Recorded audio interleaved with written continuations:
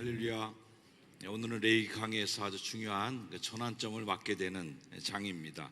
1장에서 10장까지 이제 제사법을 다뤘다면 11장에서 16장까지는 정결법이 계속 등장합니다. 정결법은 단순한 위생 규정이 아니라 하나님의 백성이 지켜야 될 거룩 또는 속된 것, 또 정결함과 부정한 것을 잘 분별하며 살아가야 할 이유, 그 방법을 알려주는 중요한 하나님의 말씀입니다. 몇 차례 언급했던 그 나답과 아비후 사건이 끝난 다음에 오늘 읽은 레위기 10장은 그것에 대한 어떤 경고, 그것에 대한 해석을 붙여주었습니다. 아론의 두 아들이었던 나답과 아비후가 여호와께서 명하시지 않은 다른 불을 들이다가 이제 죽은 이후에 그 두 사람이 벌였던 실수는 단순한 순서가 바뀌었다든지 아니면 그릇이 바뀌었다든지 이런 형식적인 실수가 아니었어요. 하나님을 가까이 모셔야 될 사람이, 하나님을 가까이 예배해야 될 사람이 하나님을 거룩하게 여기지 않은 신앙적인 근본적인 문제였어요. 예배 드림이 오히려 해가 된 바로 그런 상황이죠. 거룩한 것을 함부로 만지는 것이 더 악한 행위가 됩니다. 차라리 안 만졌으면 괜찮지. 근데 거룩한 것을 함부로 취급하고 함부로 만져버린 거예요. 귀한 것을 귀하게 여기지 않고 막 그냥 굴린 거예요. 소중한 것을 소중히 여기지 않고 경솔하게 대한 거예요. 이 모든 것이 나답과 아비후 사건이 주는 큰 교훈입니다. 예배자인 우리가 더 조심해야 돼요. 찬양대원들 더 조심해야 돼요. 연주자들 더 조심해야 돼요. 우리 모든 예배자, 기도자, 모든 사람들이 다 더 조심해야 될 것은 거룩하신 하나님께 가까이 가는 그 행위를 경솔히 여기게 되면 이런 일들이 발생하게 되는 더 무서운 반대급부가 주어지는 것이죠. 바로 이 충격적 사건 직후에 하나님은 아론과 그의 자손들에게 오늘 본문 이 말씀을 주셨어요. 레위기 10장 8절, 여호와께서 아론에게 말씀하여 이르시되 너와 네 자손들이 회막에 들어갈 때는, 예배하러 들어갈 때는 포도주나 독주를 마시지 말라는 거예요. 그리하여 너희 죽음을 면하라. 이거 잘 못 지키면 죽는 거라는 것을 나답과 아비후가 시청각 교육으로 온 백성들에게 보여준 거예요. 제사 한번 잘못 들었다가 죽는 일 말이죠. 이건 너 대대로 지킬 영원한 규례라고 말씀합니다. 오늘 본문 말씀은 레위기 신학의 그 핵심, 하나님의 백성의 거룩과 정결에 대한 근본적인 원리가 담겨있는 말씀입니다. 제사법에서 정결법으로 넘어가는 중요한 시점에 10장 서두에 나답과 아비후가 죽는 이 사건을 통해서 뭔가 시사하는 바가 굉장히 큰 것이죠. 하나님께서는 우리의 삶의 모든 영역에서 거룩한 것이 손상될 때 어떤 결과가 일어날지, 정결함이 부정에 오염될 때 어떤 일이 발생할지에 대해서 나답과 아비후가 죽음으로 가르쳐준 사건이에요. 이 말씀을 사건으로 되짚어 볼 때 역추적해 간다면 나답과 아비후가 왜 다른 불을 들이다가 죽었는데 그 다른 불을 들이는 그 행위가 뭘까 할 때 술 취해서 드렸나? 술에 취한 상태에서 제단에 불을 피웠나? 하고 합리적으로 좀 추론을 해볼 수 있습니다. 하지만 단순히 음주 행위 자체로만으로 사람이 죽을 정도였을까 하는 것을 또 되묻는다면 음주 행위 그 자체로 사람이 죽는 행위는 아니기 때문에 그 추론은 또 적절치 않다고 여길 수도 있어요. 성경에서 뭐라고 딱 얘기해주고 있지 않기 때문에 저도 딱 얘기할 수는 없지만 바로 나답과 아비후가 죽은 바로 다음에 모아놓고 했던 얘기가 포도주, 독주를 마시고 회막에 들어가지 말라 하는 말씀을 본다면 합리적인 추론은 가능한 것이죠. 자, 문제 핵심 뭐냐면 술을 마셨냐 안 마셨느냐, 그 술이 소주였냐 위스키였냐 이거 중요한 거 아니에요. 제사를 드리러 들어가는 일에 있어서 제사를 경시했다는 거예요. 맨날 하던 일인데 술 한잔 먹기로서는 문제야 라고 할 수도 있었을 것이고, 술 좀 취했기로서니 불 한 번 못 피우겠어? 우스운 일이지 하고 했을 수 있어요. 어쨌든 제사를 경시했다. 좀 더 나간다면 제사를 경멸했다 하는 것이 이 나답과 아비후 사건이 주는 굉장히 중요한 교훈입니다. 하나님이 제사장들에게 술을 먹고 제사 드리지 말라라고 하는 이 명령은 단순한 금주령이 아니라 하나님의 일을 감당해야 되는 거룩한 일을 해야 되는 예배자들은 온전한 정신으로, 맑은 정신으로 예배에 참석하고 하나님께 나아가라는 말씀이에요. 우리가 또 그렇게 얘기할 수 있을 거예요. 아유, 목사님, 저는 뭐 술 먹고 예배한 적은 없어요. 그러니 이렇게 죽을 일은 없겠죠 하고 얘기할 수도 있겠지만, 술이 취했다는 건 뭐야? 내 정신이 온전한 정신이 아니라 뭔가 다른 걸로 꽉 채워진 게 취한 거예요. 명예에 취했을 수도 있어요. 교만에 취했을 수도 있어요. 남이 해주는 칭찬에 취할 수도 있어요. 그래서 그런 다른 것에 취한 채로 예배를 드리는 거죠. 마치 제가 설교를 하는데 말 잘해야지, 교인들한테 말 잘해서 칭찬 좀 들어야 되겠는데, 이거 술 취한 거예요. 취한 채로 설교하고 앉아있는 거예요. 이거 안 되는 거죠. 기도자도 마찬가지고 연주자들도 다 마찬가지죠. 그런 칭찬에 취할 수도 있고 다른 정신으로 꽉 채워진 채로 예배를 드리고 있다면 술 취한 거나 그거나 개념은 똑같은 개념이라는 거죠. 술에 취한 상태는 분별력을 흐리게 합니다. 오늘 말씀 뭐예요? 거룩한 것과 부정한 것을 분별하라는 거거든요. 근데 취하면 분별이 안 되는 거예요. 거룩한 속된 것, 정결 부정한 것을 구별 못합니다. 제사장은 하나님의 뜻을 정확하게 분별하고 그 뜻을 가르쳐야 되는 책임이 있는데, 그러기 위해서 그들의 정신은 맑아야 됐다는 거죠.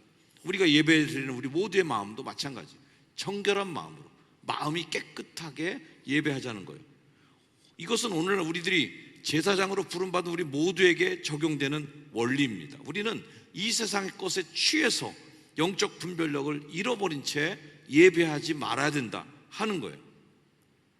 세속적 가치관, 물질주의, 향락주의에 취해서 하나님의 뜻을 분별하지 못한 채 드리는 예배, 이거 나답과 아비후가 아주 혼났던 상태랑 그리 다르지 않다는 거예요.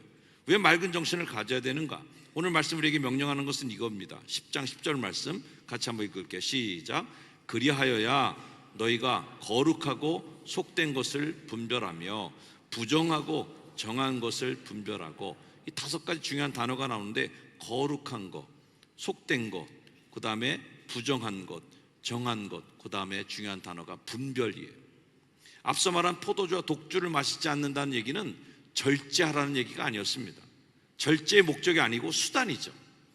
뭔가를 이루기 위해서 술 취하지 말아야지. 그래도 이 목적이 뭐예요? 이 수단이 가리키는 목표는 분명하죠. 분별을 잘해야 되는 거예요.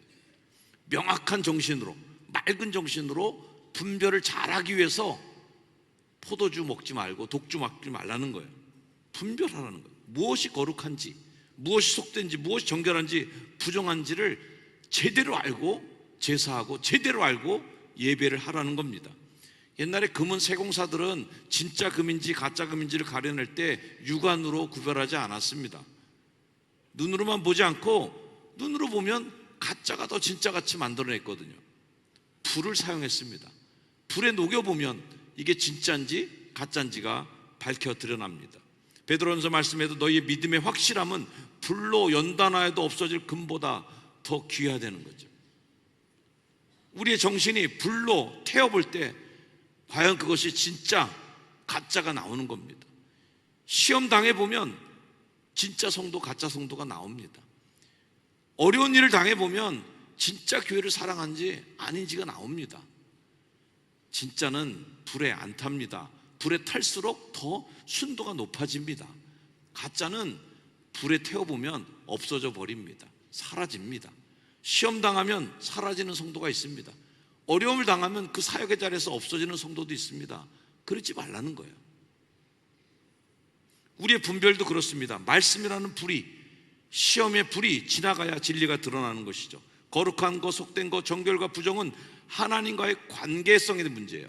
하나님에게 접근하기 위해서 하나님을 가까이 접근해 나가야 되는데, 거룩함으로 접근할 것인가, 부정한 상태에서 접근할 것인가, 이게 중요한 거죠. 위생 개념, 뭐 금주, 뭐 그런 게 아닙니다.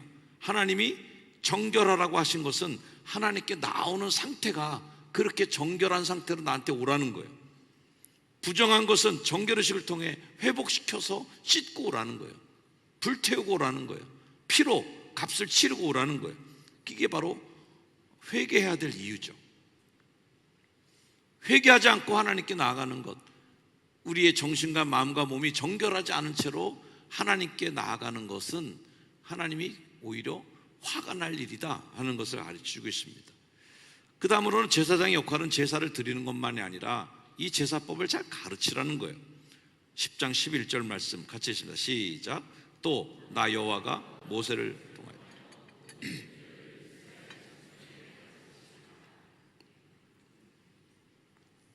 거룩함과 속됨, 정결과 부정을 분별하도록 잘 가르치라는 것입니다. 자, 가르치지 않으면 모릅니다. 모르면 지킬 수가 없습니다. 그래서 모른 채로 막 해버립니다. 이게 위험한 것입니다. 하나님이 하지 말라고 하는 일이 분명히 있는데 안 배웠으니까, 가르침을 받지 않았으니까 뭔지도 모르고 잘못인지도 모르고 하나님께 얼마나 신뢰가 되는 행동인지도 모른 채로 그냥 해버리는 겁니다. 이게 굉장히 위험한 상태죠. 거룩은 어떤 거예요? 하나님의 방식으로 거룩이 유지돼야 됩니다. 내 방식이 아니에요. 그동안 말씀드렸던 많은 그 제사법들, 복잡한 이야기들은 하나님과 백성 사이를 잇는 거룩의 통로로 이 제사가 쓰임받을 때 이 제사가 어떤 규칙대로, 어떤 룰대로 정확한 순서에 맞춰서 해야 될지를 알려주는 것이었어요. 이 말씀 한번 읽어볼게요. 하나님께서, 시작. 하나님께서 정하신 방법을 배우고 따르는 것이 거룩을 지키는 길입니다. 교회를 오래 다니다 보면 내 방식이 생깁니다. 하나님의 방식은 조금 중요치 않게 뒤로 빠져버립니다. 내가 해봤더니 이렇게 되더라는 거예요. 내가 해봤더니 이거 안 됐더라는 거예요. 그래서 내 방식이 더 익숙해지기 시작하고 내가 계속 해왔던 그 스타일이 내 몸에 딱 정착이 돼갖고 이제 누가 뭐라고 그래도 안 바뀌기도 하고 고치지도 않습니다. 이게 바리새인들의 외식이 되고 장로들의 유전이 되는 거예요. 내 방식이 무엇입니까?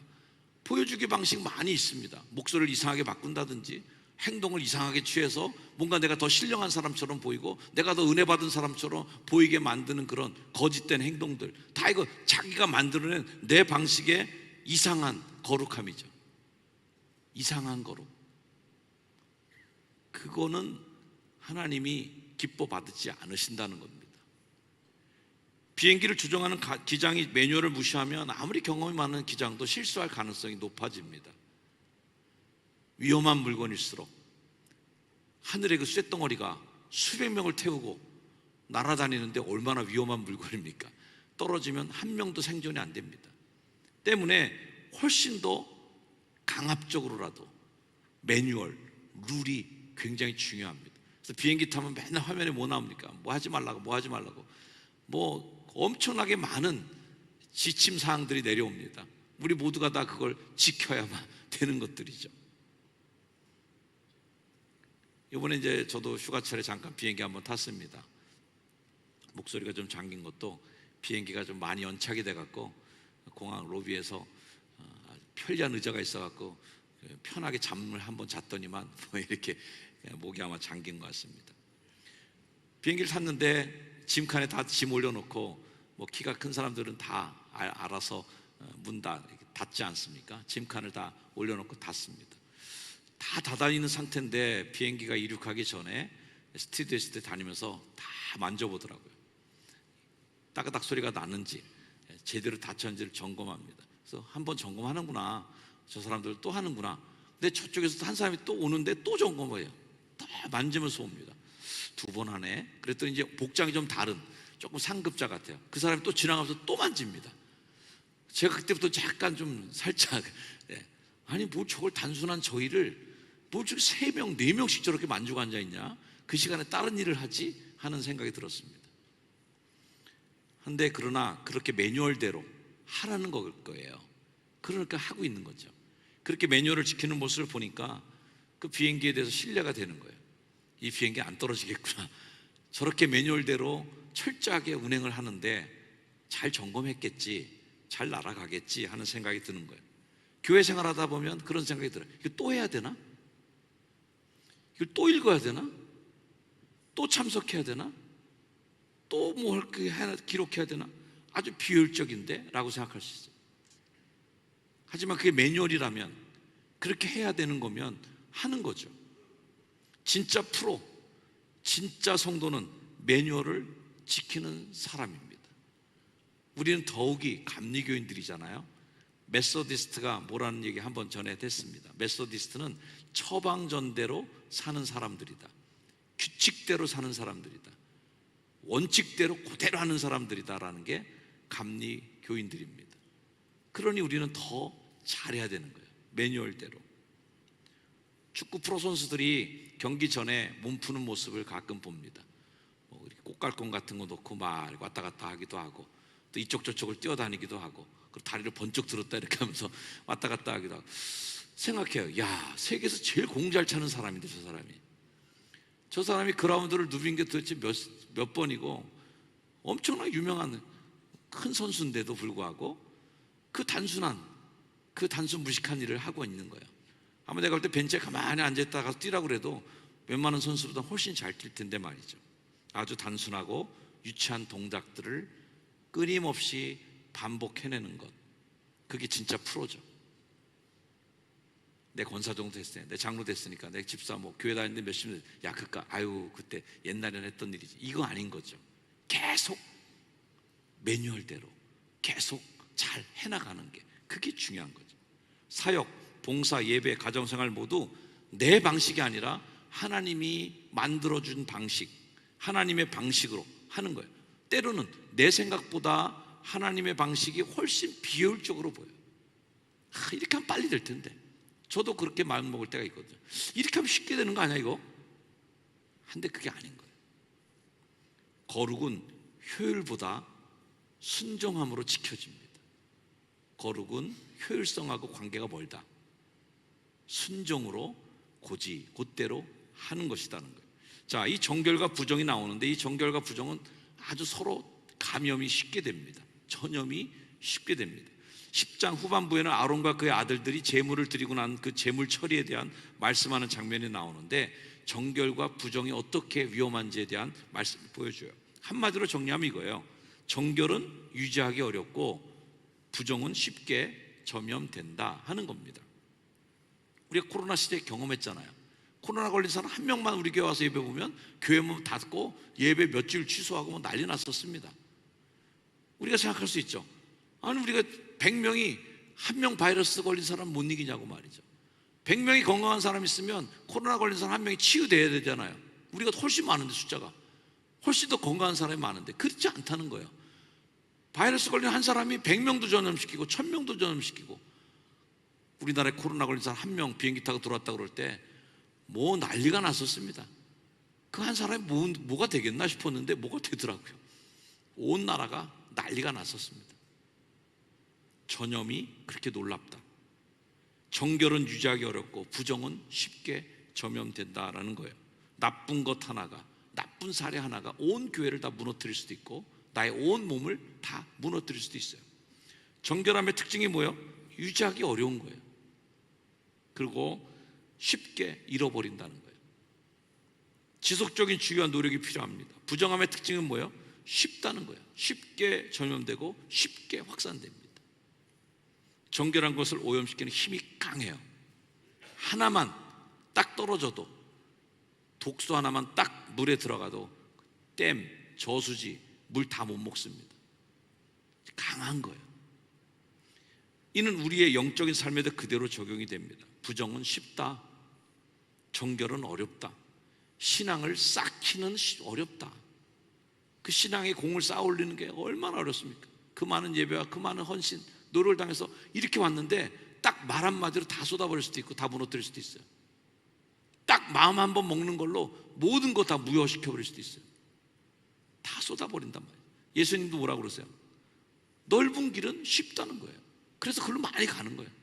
좁은 길은 뭐예요? 좁기도 하고 어려워. 안 가는 거예요, 사람들이. 어느 길이 더 쉽겠어요? 부정으로 가는 길이 더 쉽다는 거예요.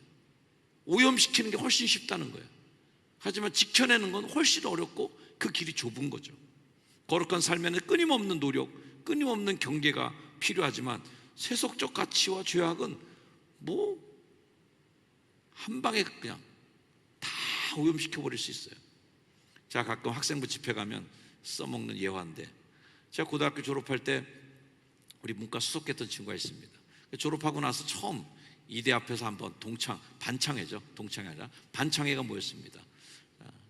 반창회 모였는데 뭐 술 먹는 애들도 있었고 모르고 저녁 잘 먹고 그러다가 당구 치러 가서, 당구장에 제가 난생 처음 이제 구경을 가본 거예요. 신학생이 당구장 모르는데 갔습니다. 갔더니 그때 당시만 해도 벌써 1, 2, 3학년 때 다 당구 좀 치는 애들이 있었어요. 껄렁껄렁한 친구들 당구 좀 치면서 뭐 150, 200 친다고 뭐 이러겠어요. 근데 그날 당구장 갔는데 우리 문과 수석했던 그 친구 서울대 갔거든요. 300 친대요. 딱 고등학교 졸업하고 나서 당구 한 달간 미친 듯이 쳤대요. 그리고 300이 딱 됐어. 그러고 와서 3학년 내내 공부도 정말 안 하고 그리고 빈둥거리면서 열심히 노력해서 150 치는 애들을 다 그날 눌러버렸어요. 제가 그때 깨달은 거 하나는, 노는 거 배우는 건 쉽구나. 공부도 못하면서 선생님들 야단 맞아가면서 훈육들한테 걸릴까봐 막 도망다니면서 당구 치어봐야 150, 200밖에 못 치는데, 졸업하고 나서 당구 좀 쳐볼까? 그러고서 치는 애는 한 달 만에 300 치고. 무너지는 건 쉽게 무너질 수도 있고 나쁜 건 빨리 배우는 거예요. 하지만 좋은 습관을 몸에 들이고 좋은 것을 내 몸에 익히는 건 그렇게 많은 시간이 들어가는 거예요. 그 친구는 3년간 노는 시간에도 놀지 않고 화장실도 잘 안 가면서 늘 공부하고 단어를 외우던 친구였기 때문에 제가 쟤들은 내 앞에 앉았기 때문에 알아요. 그렇게 하긴 쉽지 않았구나. 하지만 노는 거 배우는 거는 한 달이면 남이 3년 배울 거 다 배웠다는. 오염은 굳이 노력 안 해도 잘 됩니다. 그리고 망가지는 건 굳이 여러분이 큰 계획을 세우지 않아도 망가지는 건 가만히 놔두면 망가집니다. 믿음은 어떻습니까? 계속 끌어올려야 됩니다. 늘 점검하고 늘 뭔가 밀어넣는 힘이 있어야 됩니다. 이 정도 했으면 됐지 하고 놔두는 순간 그냥 쭉 밀려가 버리고 그냥 밑으로 떨어져 버립니다. 우리의 신앙, 정결을 지키고 거룩을 지키는 일은 어렵다는 거예요. 자, 이 말씀이 어떻게 구약과 신약이 이어질까 할 때 이 정결법이 신약 성경에 보면 좀 약화되긴 했습니다. 예수 그리스도의 십자가 사역으로 제사법은 다 완성이 돼 버렸고요. 그러나 그 근본 정신은 있어요. 레위기 정결법은 신약 시대의 의무 규정으로서의 그 역할은 끝났습니다. 그래서 고넬료에게 전도하러 갈 때 베드로에게 보자기 내려오면서, 야, 이 부정한 거 잔뜩 있지만 너 먹어. 아예 안 먹습니다. 이거 구약 성경에서 절대 먹지 말라고 한 거기 때문에 나 어렸을 때 한 번도 안 먹었어요. 계속 거부하지만 어쨌든 3번이나 거절했어요. 안 먹었어요, 끝까지. 그 정도로 이 정결법이 강력하게 작용하고 있었던 시대가 그 시대였지만 성령께서 먹으라고 그랬거든요. 그리고 모든 것을 감사함으로 받으면 버들거리 없다, 이렇게 하면서 무력화시켰거든요. 하지만 그곳에 담긴 영적인 원리는 있는 거예요. 거룩이라는 원리. 우리는 예수 그리스도의 피로 거룩하게 되고 거룩을 유지하고 성화시키는 데까지 나가는 것은 여전히 유효한 하나님의 원리인 거죠. 자, 개인적으로 오늘의 말씀을 좀 적용해 본다면 정신의 맑음을 유지하는 겁니다. 유대인들은 안식일 예비일이 있었어요. 안식일을 왜 예비일까지 있냐? 안식일을 잘 지켜야 되니까, 맑은 정신으로 지켜야 되기 때문에. 우리도 역시 마찬가지예요. 술 취하고 예배드리지 말라고 해서 죽었지만 우리가 술은 안 먹어도 해야 될 일이 있는 거죠. 안식일을 준비하기 위해서 주일날 맑은 정신의 예배에 위해서 뭐 숙면 취하는 것이 있고요. 과도한 뭔가 정보, 과도한 걱정거리, 과도한 그런 관계성, 이런 것에 대한 마음을 좀 더 놓는, 알코올에 중독되는 것만이 아니라 그런 일에 중독되지 않도록 자유화되는 거고요. 미디어, SNS, 세속적 문화에 과도하게 노출돼서 술 취한 상태처럼 뭐가 옳고 뭐가 그른지 모르는 유튜브 알고리즘에 취해갖고 말이죠, 거기에 중독돼 버리면은 뭐가 옳은지 뭐가 그른지 술 취한 상태처럼 못 알아보게 됩니다. 맑은 정신이 없어지는 거예요. 그런 것조차 역시 마찬가지로 나답과 아비후가 술 취한 채로 하나님께 예배드리다가 죽은 것 같이 똑같이 위험성이 있는 거죠. 정기적인 기도, 말씀, 묵상을 통해 영적 감각을 예민하게 유지해야 맑은 정신으로 예배할 수 있습니다. 두 번째는 거룩한 구별을 실천하는 거예요. 우리의 시간, 재물, 관계, 물질, 취미, 이 모든 영역에서 하나님이 기준이 되도록 노력하셔야 됩니다. 세상과는 구별된 가치관, 생활 방식을 추구해야 되는 거죠. 우리 기독교인들은 뭐로 가도 서울만 가면 된다, 뭐 꽁 잡는 게 매다, 좋은 게 좋은 거지, 이거 우리에게 굉장히 독소 같은 얘기입니다. 우리는 그렇게 하면 안 되는 거예요. 왜? 우리는 거룩함을 지켜야 되는 사람들이니까. 좋은 게 좋은 거지 뭐. 아유 뭐 그냥 누이 좋고 매부 좋고 뭐로 가도 설만 가면 돼. 편법을 써. 탈법으로 해. 이건 안 되는 거예요. 이게 바로 우리들이 지켜야 될 사회적 규범, 사회적 성결이죠. 하나님께 드려진 삶의 모든 부분이 거룩한 예배가 되도록 하는 그 노력, 이것이 오늘 말씀이 주는 우리의 교훈이에요. 우리 공동체도 역시 이 말씀을 적용해 볼 수가 있습니다. 우리 교회로 보면 교육적 사명을 감당하는 거죠. 가르치라는 거예요. 제가 휴가 중에도 사진을 제가 온 걸 보니까 우리 장로님들이 학생부 수련회 때 가서 간식도 사주시고 아마 같이 동참하신 것 같아요. 보기 좋았습니다. 담임 목사가 없어도 아이들 교육하고 아이들 길러내는 그 일에 우리 어른으로서 동참해 주시고 응원해 주신 그 말씀, 사진이 굉장히 저에게 힘이 되었습니다. 가정에서 다음 세대에게 가르쳐야 됩니다. 교회에서 서로를 말씀으로 교육하고 권면해야 됩니다. 사회에서도 복음의 증인으로서의 역할을 감당하도록 가르치는 것, 이거 열심히 해야 되는 거예요. 또 거룩한 공동체를 형성해 나가는 신앙적인 성장에 도움이 되는 공동체로 우리가 서로 만들어가야 됩니다. 부정한 것들을 좀 씻어주고 부정한 것들이 그 사람을 몰두지 않도록 막아줘야 됩니다.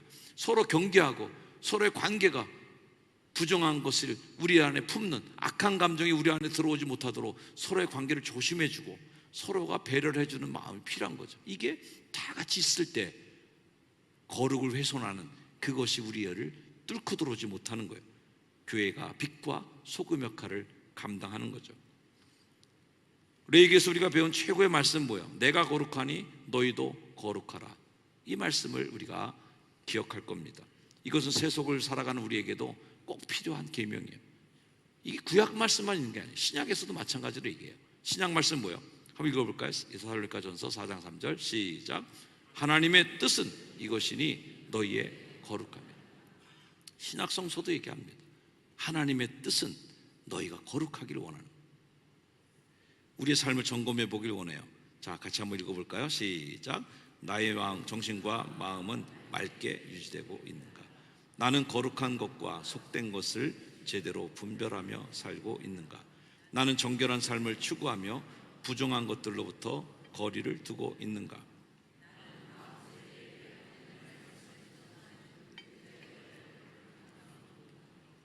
성경은 얘기합니다. 하나님께서 우리를 부르시고 구원하신 목적이 있다는 거예요. 데살로니가전서 4장 7절 말씀이에요. 하나님이 우리를 부르시면 부정하게 하심이 아니에요. 그걸 분간목하면서 부정에 막 뒹구는 것을 바라지 않으신다. 거룩하게 하시기 위해서 주님이 죽으시기도 했고 우리를 부르시기도 하고 여러분을 의 효성중학교의 한 성도로 하나님이 부르신 것을 믿으시기를 주의 이름으로 축원합니다. 거룩한 이 목표를 향하여 우리 모두가 날마다 성장해 나가는 여러분 저가 되기를 주의 이름으로 축원합니다. 기도하겠습니다. 하나님 감사합니다. 하나님 우리를 부르심은 부정하게 하심이 아니요 거룩하게 하심이니 이 말씀대로 하나님 우리를 부르신 거룩함의 목표를 향하여 한 걸음 한 걸음 더 나아가게 하시되 살아가면서 우리가 분별해야 될 지혜의 마음, 지혜의 눈을 주셔서 이것은 하지 말아야 될 일이니 안 해야지 라는 지혜를 주시고 이것은 꼭 해야 하는 일이니 내가 감당해야지 라고 하는 결단과 용기도 허락하여 주셔서 거룩함과 속된 것을 잘 분별하며 지혜롭게 살아가는 거룩한 하나님의 백성 성도 되게 하옵소서.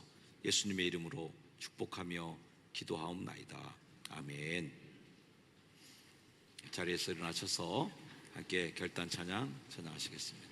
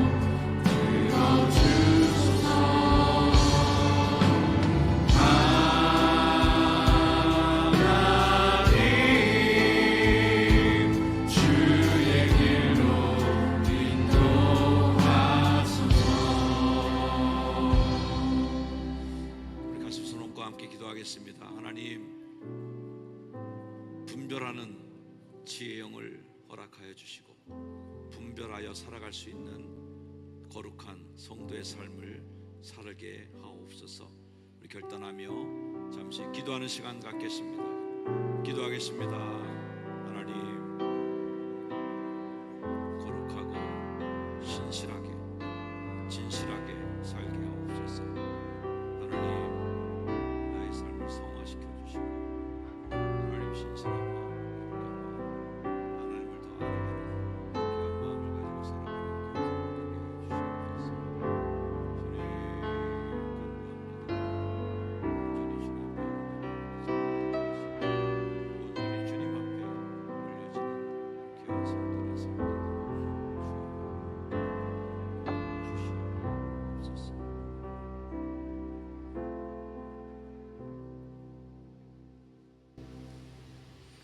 주님, 우리를 거룩한 백성으로 불러주셔서 감사합니다. 비록 죄악된 세상에서 때를 묻히고 살아가는 우리들의 삶이었지만 늘 주님의 보혈의 공로 의지하여 주 앞에 나옵니다. 예배드리기 전에 회개하며 나아갑니다. 주님의 거룩함을 손상시키지 않기 위하여 조심조심 더 정결한 마음으로 주님께 다가갑니다. 주님, 우리를 받아 주시옵소서. 그렇게 거룩의 삶을 실천하기를 원하여 결단하는 주의 성도들 머리 위에 우리 주 예수 그리스도의 은혜와 하나님의 사랑과 성령님의 돌보심의 은총이 이제 이후로 영원까지 늘 항상 함께하여 주시기를 간절히 축원하옵나이다. 아멘.